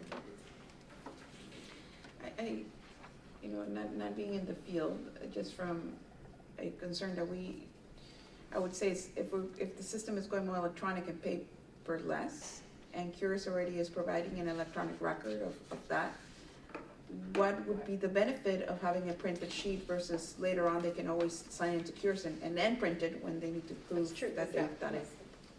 See, that's what I was confused about your question about, it's automatically captured, right, in the system, right? Unless the system blows up or does whatever computers do, then that documentation's lost, and are you saying have a secondary documentation? Well, I looked up Mary Johnson the other day, and it said no report. It doesn't have this Mary Johnson and that birthday. I might have her name misspelled. I might have had the wrong date, but I would like, it'll, if you look up the real Mary Johnson, you'll see, you won't be able to see that I tried, checking it out. Hmm. I think, to speak to just opioid use in general and why cures came about and what the standard of care is in the community, I think that would be, if you wanted to just have a discussion about what you should and shouldn't do around cures, I think that would be a stronger, or that would be a very reasonable piece of information to give to people, because I do think the standard of care around opioid prescription is changing. I think that people now do want to see, from my clinical practice and my orthopedic colleagues as well as my podiatry colleagues, there's a lot of high volume surgery going on that does require maybe prolonged opioid prescriptions, severe ankle fracture or, something. Anyways, the point being that they want it after use. If the surgeon, our new rule at our clinic is if the surgeon is 6 weeks out from the actual surgery, your prescription should be non-opioids. And if the patient still needs more, it should go to a pain specialist. I think that's where it's moving. And I just from the standard of care to, so I think in general, the better conversation is about, what we're doing with pain. I recently attended a seminar in Utah where this physician gave this incredible, they did a very extensive review of the opioids that were administered in the state and, how many were actually used and then, what they picked up in the streets and things like this. And it shows that on an average, you'd have like a bunionectomy, you give someone 30 Vicodin, then maybe take 3 or 5, and the rest of those pills sit somewhere, and then somebody gets their hands on those pills. It's like, they had this whole drive where you can bring your opioids back to the pharmacy thing, and it was remarkable how much of this stuff came back. So I think that the point being that, yes, there's an opioid crisis, and doctors are really being scrutinized now, and that was the whole reason cures started. And so I think it's more, I do think, as much information that can be translated and transmitted to our podiatrist would be very useful. If you're looking for a newsletter, item, that's a good one. But as far as saying, I think you should print this out, I don't know. I think the whole point of having it online was that there is an electronic record. Question. Mike? Can I get clarification, because it's any controlled substance and it doesn't specify the schedule unless the law states otherwise. So that means any prescription, whether it's antibiotics for 7 days. No, Does it- But no does it specific- identify I know the that, schedule? it's two I know four. that the benzodiazepines are listed on there. Yeah, those are Muscle 2 to 4, relaxants, it's right there on the top Xanax, of this Just flyer. for controlled substances. I have Dr. Robordo, what is the association's, is there any rumblings or what can we help provide? Well, number one, so it's good that we're gonna have this at the HOD, because this is mandatory. So from my own practice, I belong to a big FQHC. There is no requirement for us to print out if we check cures, because our organization periodically monitors and tracks if we're using cures or not. But going back to Dr. Mansey's point about surgical patients, so I think the onus is on the provider. So it's true if you're doing surgery, if it's a quick 1 week supply, and by the way, the cure is specified only if it's a non-refillable 5-day supply. So you don't necessarily have to check the cures. However, there is nothing to prohibit you or prevent you from checking it and going through that. You have the option to check it if you like. Let's just say you're doing surgery on somebody and you know that this person has a history of of using narcotics before. There's nothing to prevent you from checking cures before you you prescribe the medication. But in terms of the having printout, we haven't heard of any talk. Again, coming from my own practice, because our organization routinely monitors this one, and come October, it's really going to be mandated for everyone. As far as the CPMA, I think we abide by whatever is the policy, come October, when it becomes mandatory, then it is mandatory. So. I mean, I can appreciate,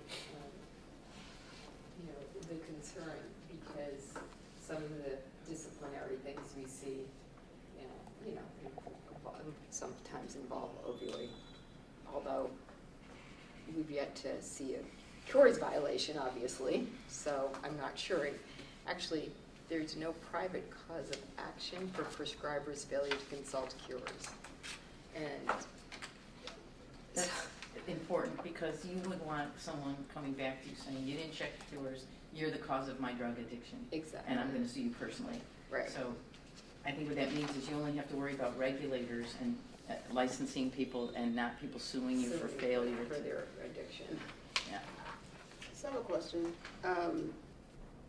This seems to be very specific to the practitioners. What kind of education can we provide for the patient side, right? Because I think, I feel like we always need to take a balanced approach, Right. To how we're informing both our licensee and then the public. So I think the public should be made aware that they need to keep close tabs Exactly. on their drugs. On their drugs, but then also, when you're talking about opioids, it's not just educating the patient, it's educating the person coming with the patient, because they're likely gonna be the person who's gonna make sure that, this is checked. And you pointed out, you don't want the patient coming back and saying, doctor, you're the reason why I have, I've been prescribed more medication, but if they don't have that understanding, just as a part of their patient's rights, then they won't know that. So I just want to make sure that we're having a balanced approach to the education, and as a board, are we making sure that that's happening as a part of the consumer protection? Let's follow up on, point is, if we could have this maybe come back to the public education, not only to discuss this a little bit more and make sure that we're on top of this for both sides, but also if we could get a list of what's been done for education. What have we done in a report? How many letters we sent out? How many? Just so that we at least have a documentation, since we are kind of a standalone board now, that we've been doing our due diligence to get this out there. Very good. Thank you. Are you thinking about an educational session during one of our meetings? Yes, I think that Perhaps would be having a Department absolutely of Justice necessary. person help explain how they want us to comply. Yes, that's not a bad idea. No, I think that's a great idea. Or even what other boards are doing. So we'll put that down for a future agenda item. Okay, Kathleen, thank you. All right, and I've got one last report, and that is the quarterly budget update for fiscal year 17-18, quarter 3. We have some data on month 8 and a little bit on month 9.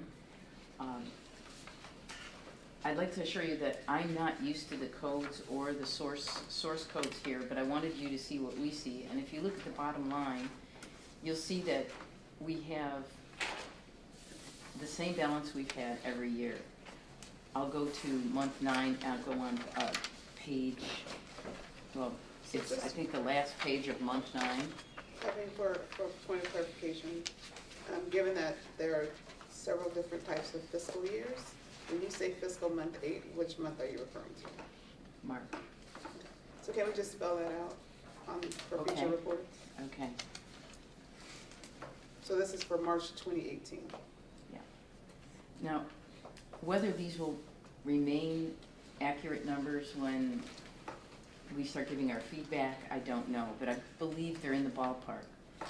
So if you look at month 9, the point that I want to make to you is that they've got our cost at $711,056. And we've got our reimbursements at $759. So it's what would be expected. It's exactly on target. Nothing's changed. It's just I'm unable to give you a lot of sub-data yet.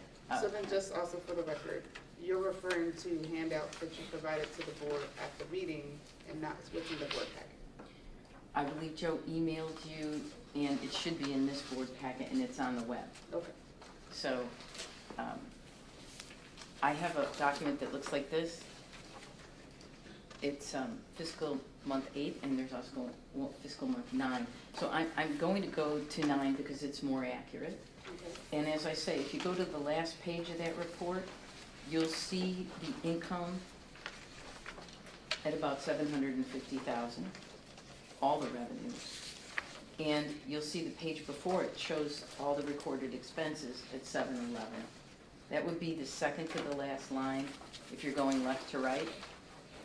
And you're on the same document I am, which shows fiscal month 9. You've got a landscape document, and second column from the end has totals, what are called unencumbered balances. So it's not the last page, it's the second to the last page. Well, the two last pages have the expense and income. So the last page is the income, and the page before that is the expenses.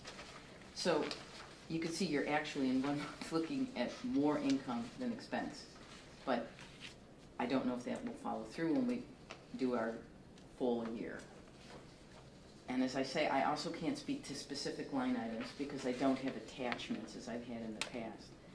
I do believe these numbers are all to be expected. Everything that we've had in the past looks exactly like it does in the subtotal areas, but I'm unable to give you more assurance that things are fine. I do want to tell you, though, the board is on task for complying with the financially sound principles we've had for each year we go through our expenses and income. And hopefully by the next board meeting, or the next 2 board meetings, we'll have the normal data that we've been getting every year, except for this year.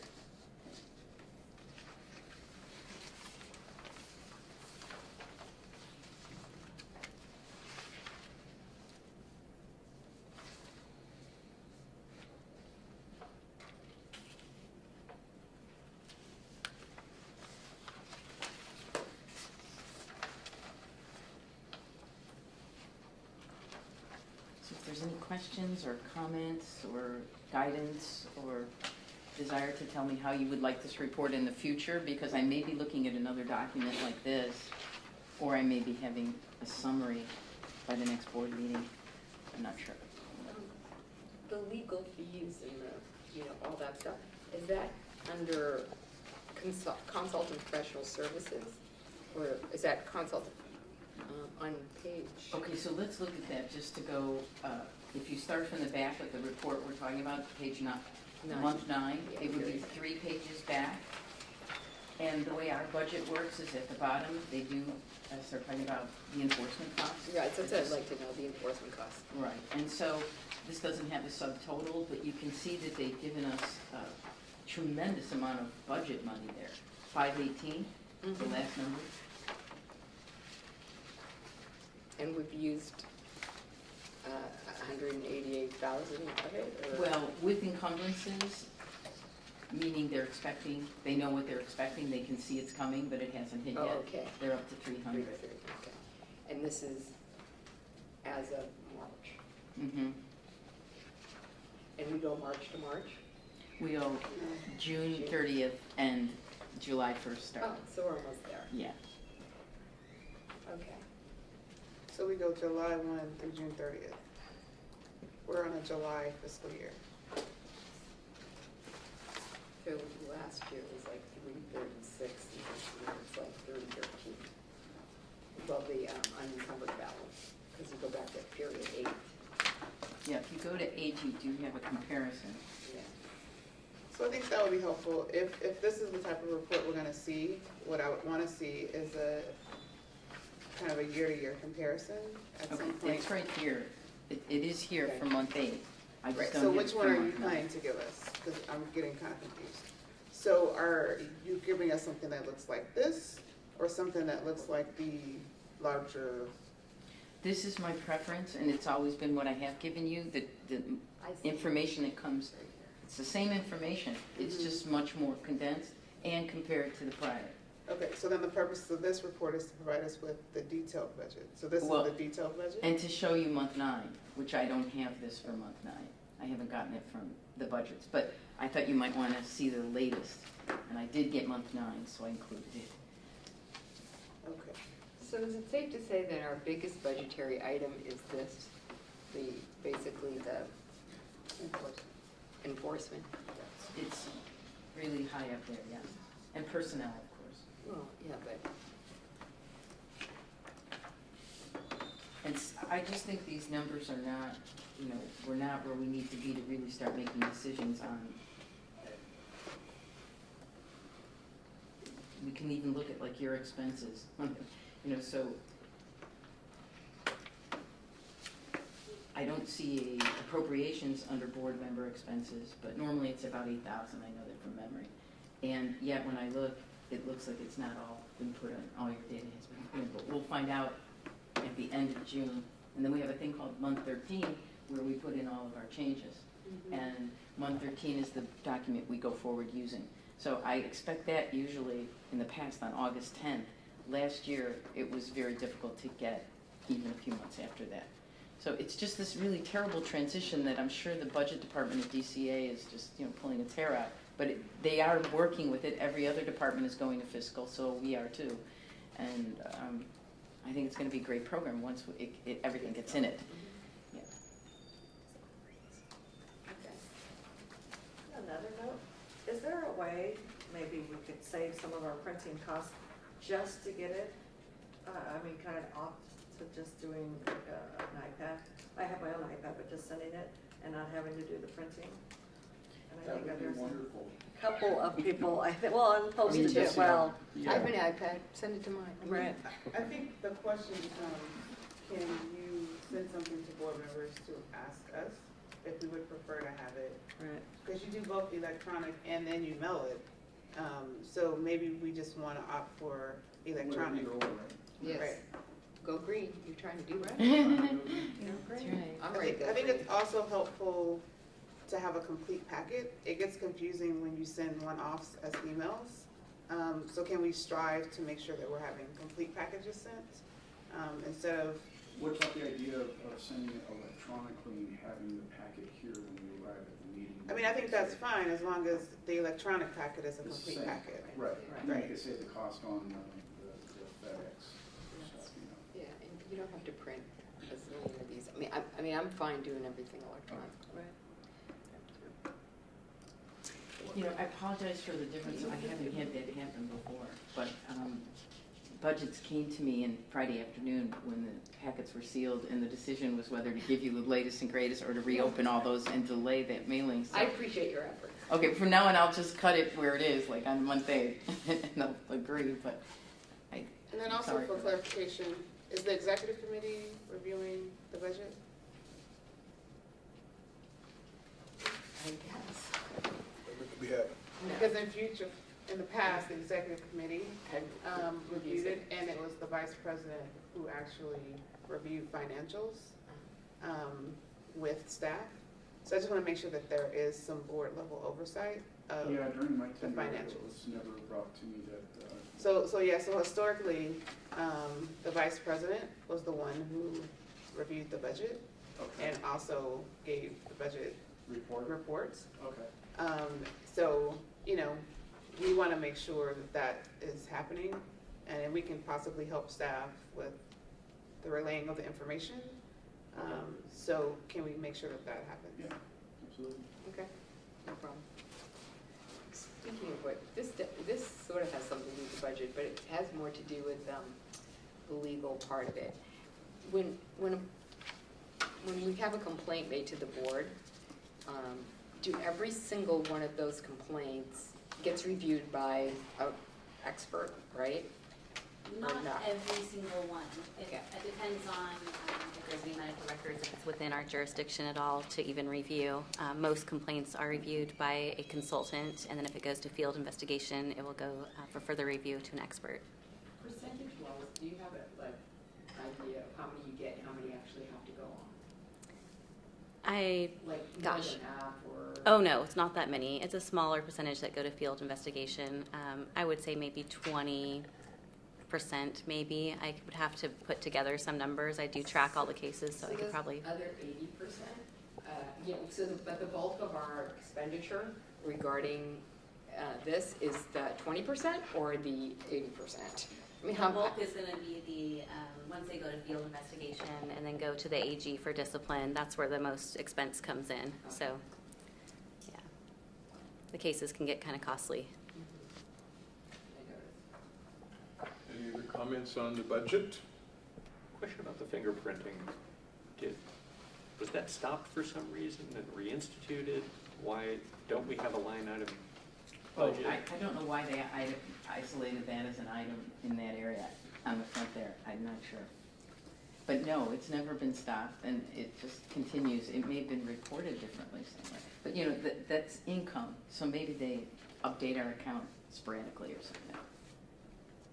Okay. But over the end of the years, if you look, they all line up. Okay, well, Kathleen, any comments from the public? Okay, thank you very much for all of your reports. Thank you. We have an executive management report here from Dr. Manzi. Great, okay. So, the only thing I wanted to really talk about a little bit was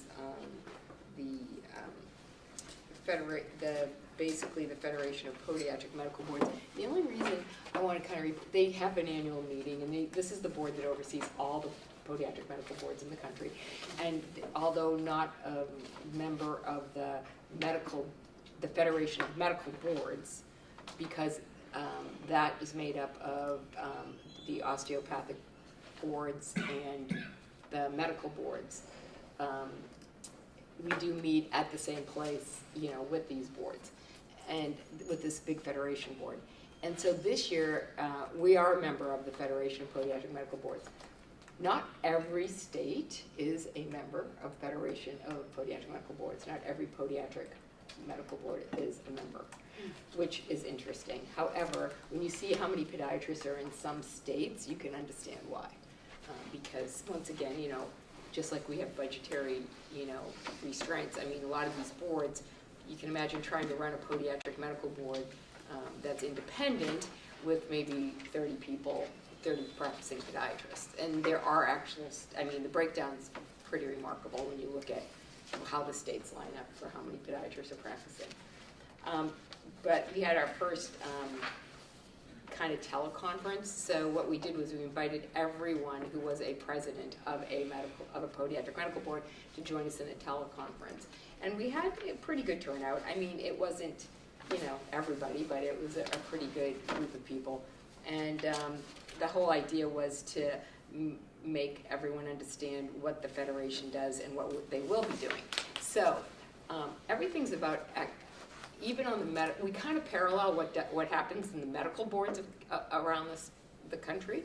And what's going on with everybody is that people want to streamline licensing processes. And so, and they want to expedite it. They don't want people waiting and waiting and waiting for their licenses. And so that, of course, usually falls on the individual medical board.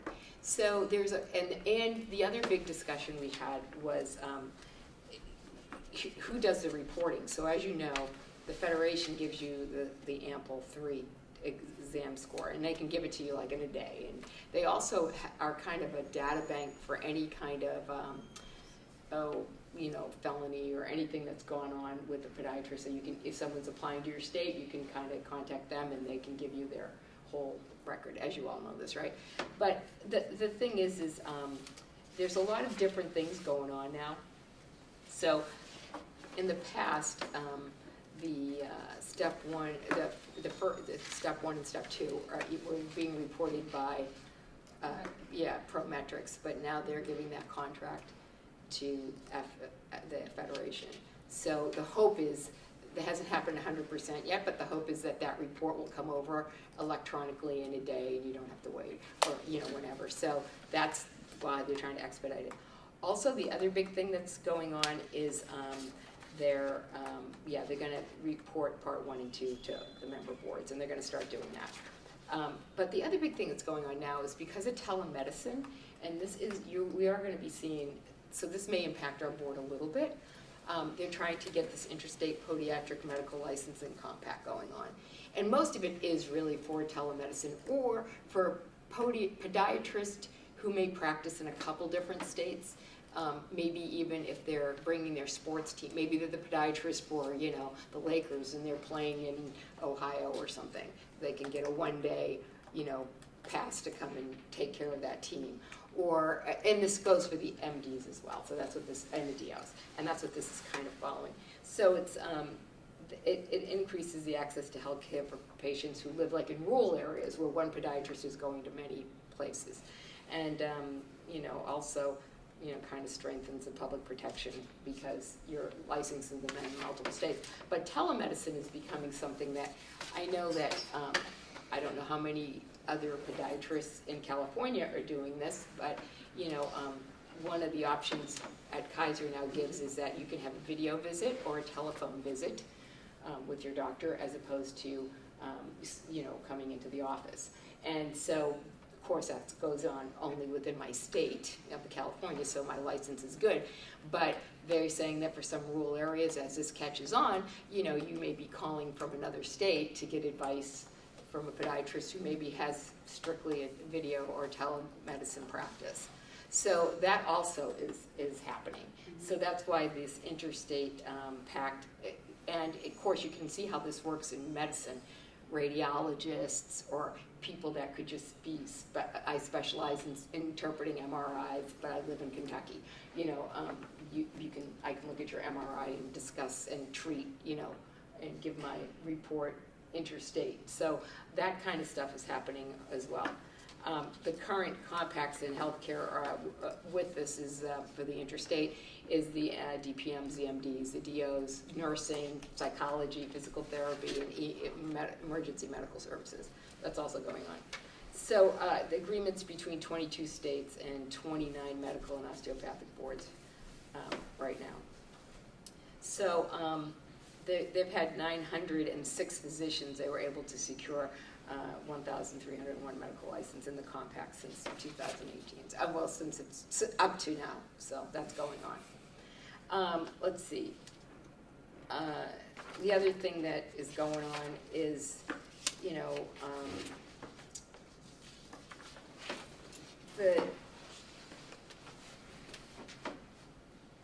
they want, there's this Federal Trade Commission for the Economic Liberty Task Force. It's to focus on occupational licenses to reforms because it addresses unnecessary licensing restrictions that erect significant barriers and impose costs that cause real harm. So it's sort of along the lines of what we just saw go on here with our, ability to treat ulcers in the lower extremity, that kind of thing. So that's also interesting because, you can open up a whole can of worms or not, but that's also what's kind of been discussed a lot at this particular meeting. Let's see, and then of course the big thing that they still talk about is the North Carolina State Board of Dental Examiners and the FTC and what happened there. So the antitrust liability if it's not actively supervised. So following the Supreme Court's ruling, lawsuits have been filed against a wide range of state professionals and occupational licensing boards, including state medical boards. So that's still happening.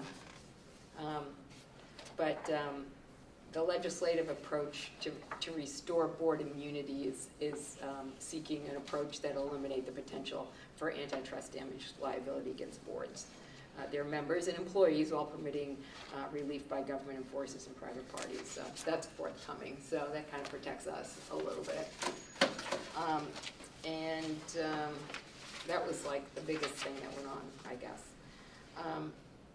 And then what we did at the end of this discussion was we asked all the other medical boards if they thought the webinar was, helpful and whatever.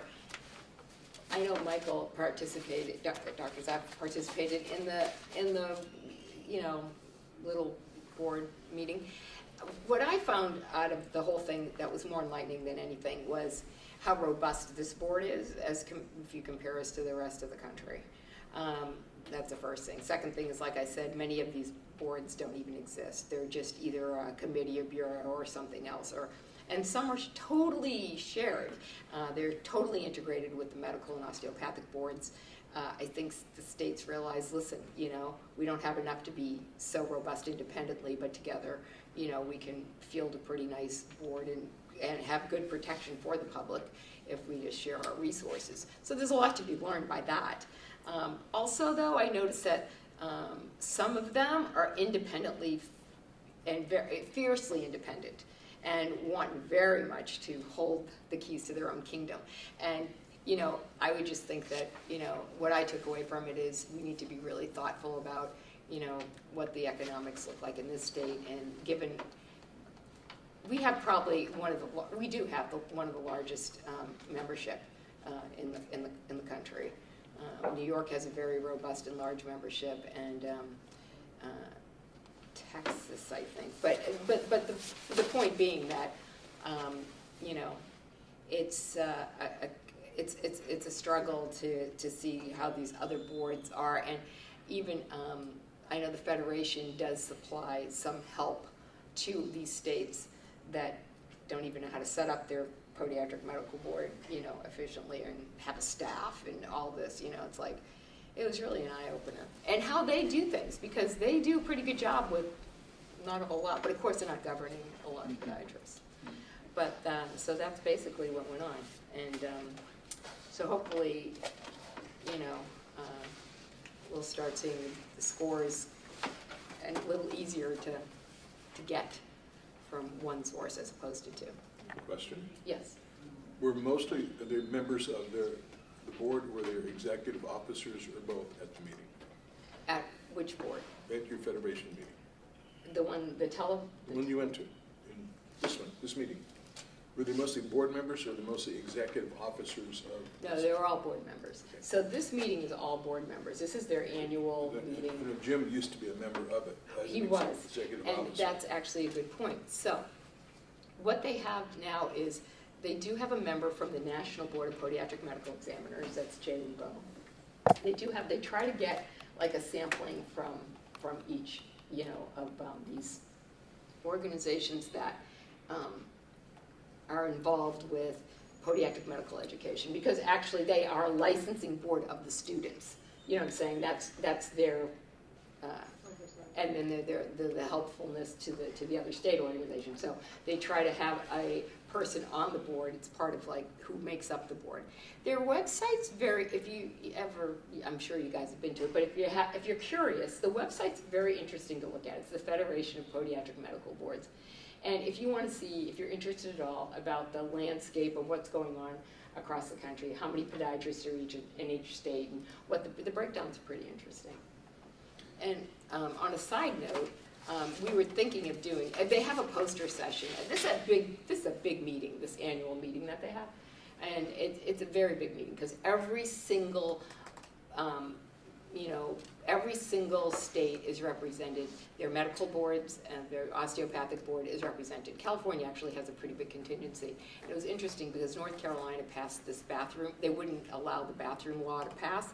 So about 14 states, including California, would not go to the meeting. So they called in, but they wouldn't, just as protests, they wouldn't go to North Carolina because that's where the meeting was held. So I thought that was kind of interesting. But it's a big meeting, and a lot of the medical schools are there. They also are there. And they have a poster session. For instance, the American Board of Anesthesiologists did a poster. And what their poster was all about was the geographic and demographic trends of U.S. trained anesthesiologists. So, I was thinking that we should do one for podiatry and, get a poster abstract submitted and whatever to have at our next meeting there. But while I was doing it, there is this whole occupational employment statistics on podiatry that is really in detail and broken down in much detail of how many podiatrists are there, who's employed, how many per thousand, because we talked about our demographic and how it's kind of like, what are we going to do if we keep losing, podiatrists here in the state? Their wages are there, if they're employed in a single office or an HMO. It's very, very detailed. And it's just from, I guess, how relevant is it to us? Well, it's relevant that someone else is looking at these trends, I guess, in that regard. But, there's a lot of data out there, and there's a lot of data on the website about podiatry in general. So it's actually not a bad. Is that data you just showed us on their website? Mm-hmm. So anyways, that's what I have to report. Thank you. Any other comments? I do have a couple things.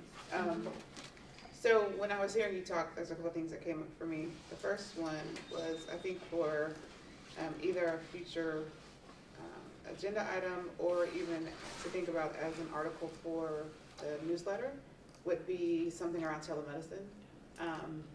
Looking at it from patient care and consumer protection perspective, but then also helping inform podiatrists on how this could be a viable option for them. And also thinking about ways that we should be forward thinking, knowing that we're seeing the trends going downward as far as our base of people to provide services. And is this something we should be keeping our eye on as far as providing future guidance on it? The other thing I was thinking about was you also talked about patient care and the sharing of resources nationally.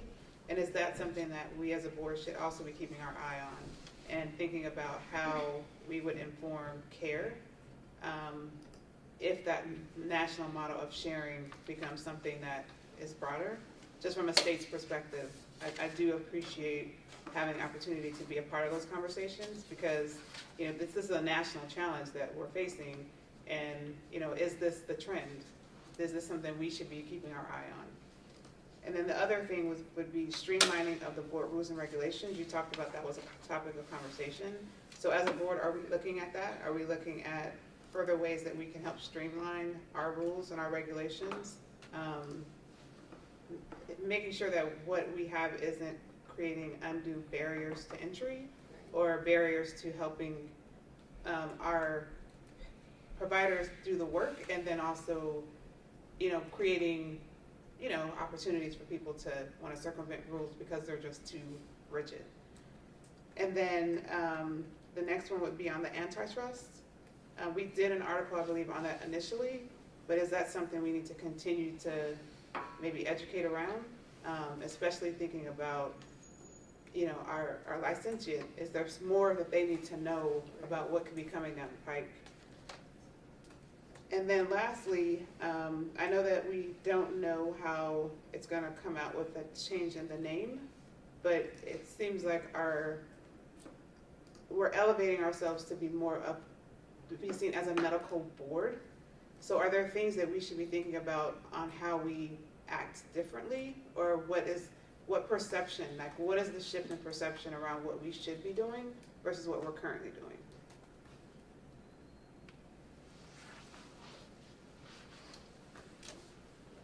So I'll leave that with you to figure out if that's a board motion or if that's a report back.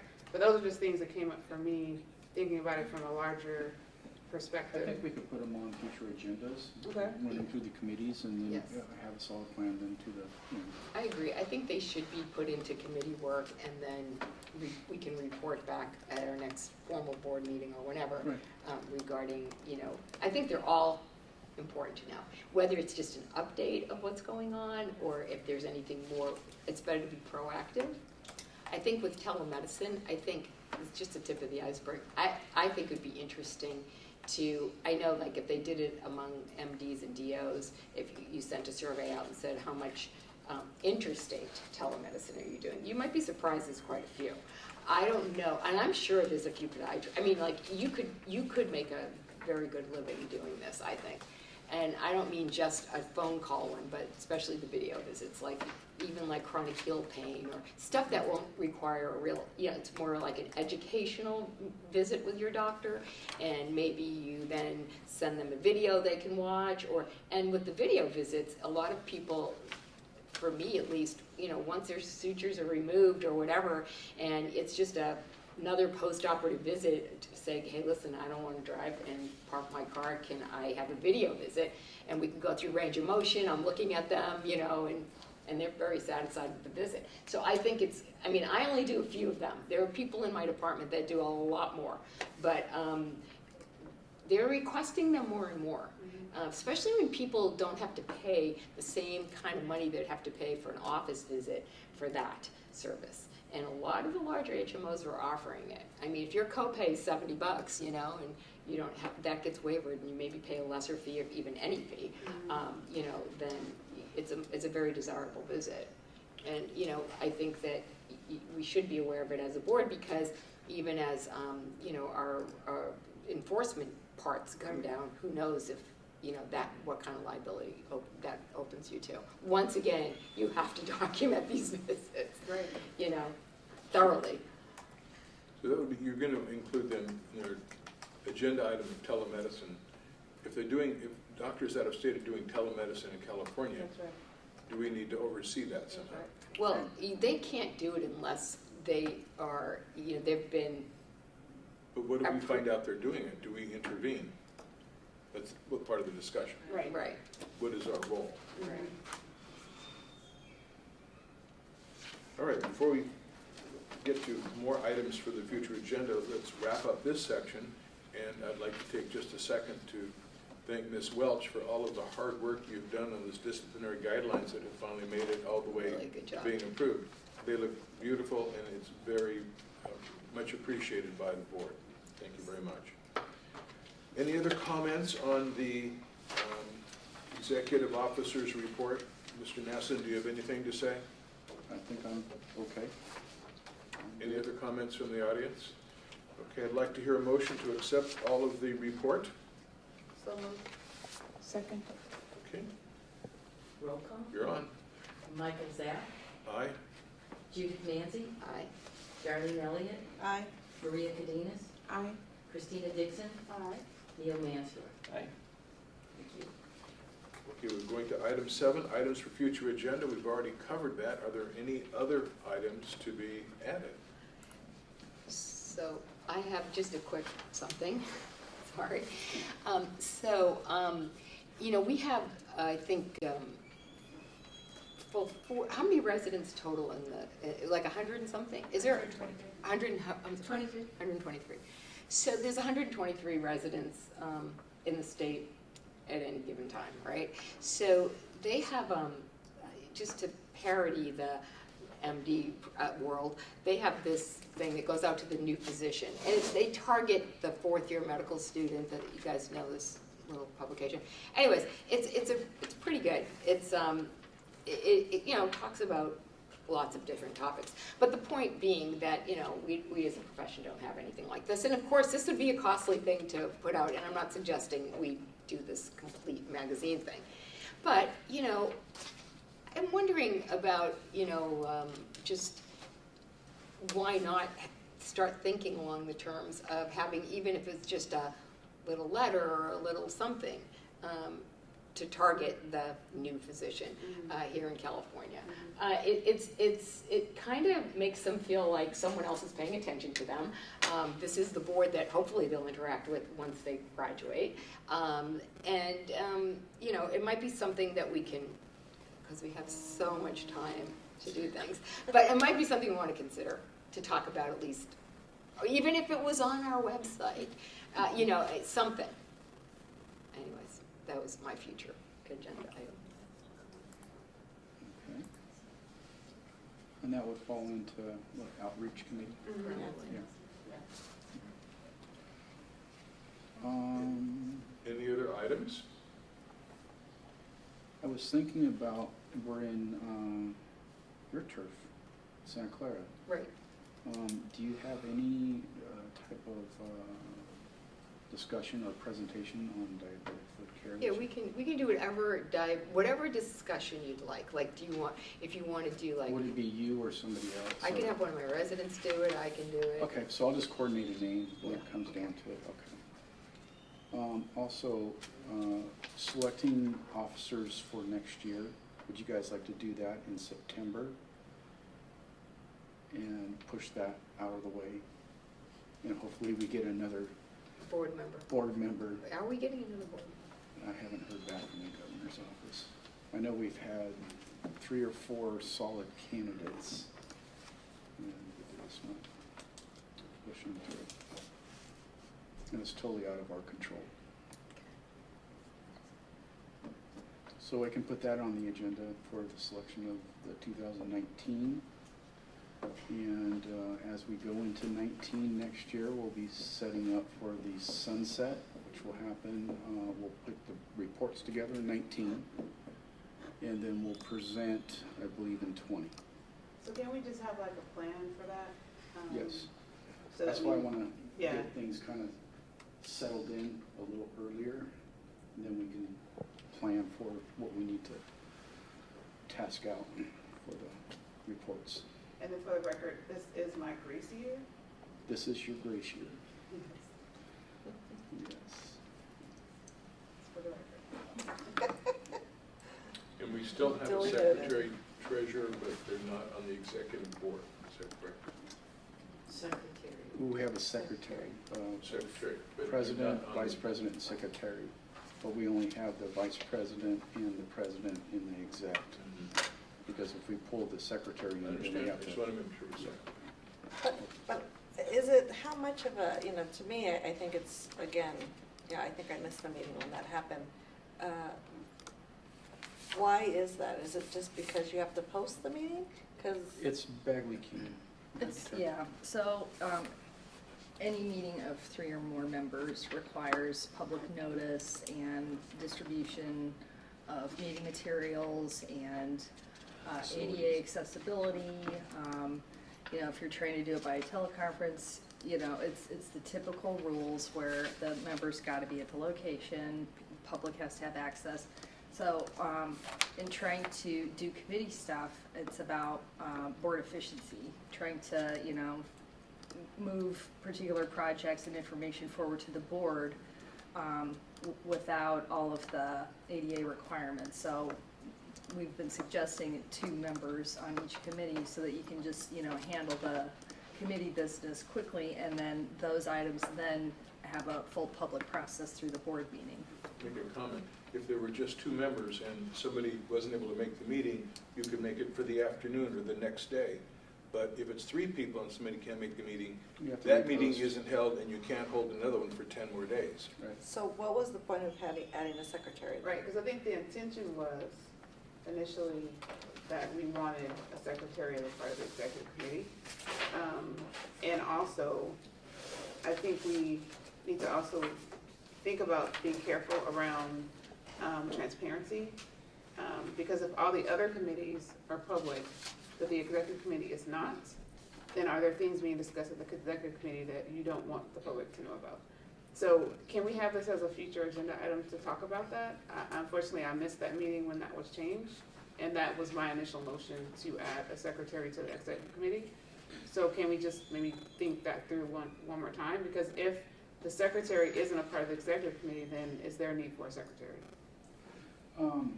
Yeah, that was before my time, so, you know, I really don't have a comment of what happened. I mean, I'm not asking that for a comment, I'm saying, I I want think to it's have that really as worth a an discussion. agenda item Okay. to discuss it as a board. And I think it was brought up before is, you know, having a public member part of the executive Exactly. committee kind of gives that balance. We want because parity, it's- so if that's the case, if you're gonna move to the executive committee being just 2 members, then as a board, we need to consider having something where we ensure that there's parity across the executive committee. Just to clarify, none of the committees are public. Yeah, they're all, none of them are posted. 2 people. They're all two. They're all The committees are not, we can just call But there's out there, we had an issue out of, okay, That was a teleconference meeting, not a That was a meeting. full board Yeah, meeting. okay, all right. Yeah. Okay. Other comments? Any comments from the public? Hearing none, do I hear a motion for adjournment? So moved. Second. Roll call. Dr. Zapp, Aye. Dr. Manzi, Aye. Darlene Elliott, Aye. Maria Cadenas, Aye. Christina Dixon, Dr. Mansdorf. Aye. Thank you. Good. Adjourned. Okay, so Brian,